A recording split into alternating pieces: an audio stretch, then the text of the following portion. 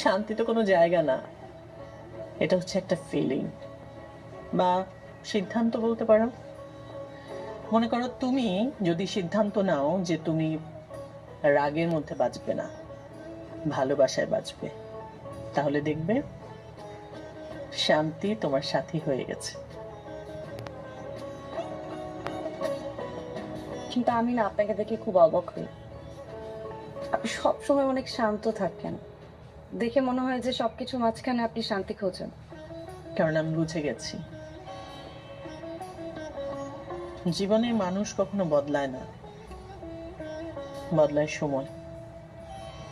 সেজন্য কোনো মানুষকে চেঞ্জ করার চেষ্টা না করে নিজের ভাবনাকে বদলাও। আরেকটা কথা, কোনো মেয়ে যখন তার স্বপ্নকে ভুলে যায় তখন কিন্তু সে তার সংসারটাও হারিয়ে ফেলে। কিন্তু নিজেকে নিয়ে ভাবাটা স্বার্থপরতা হয়ে গেল না? কেন স্বার্থপরতা কেন হবে? নিজেকে নিয়ে ভাবা মানে তো নিজেকে বাঁচিয়ে রাখা। তুমি যদি তোমার ভেতরটাই শুকিয়ে ফেলো তাহলে অন্যকে ভালোবাসবে কি দিয়ে?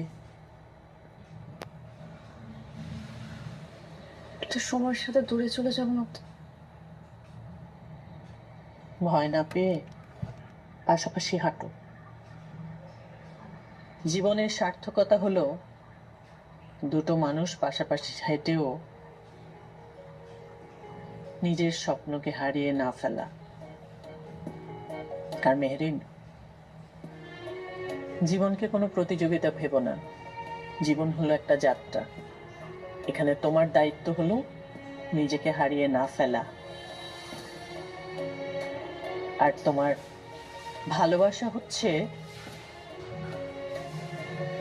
তোমার শক্তি।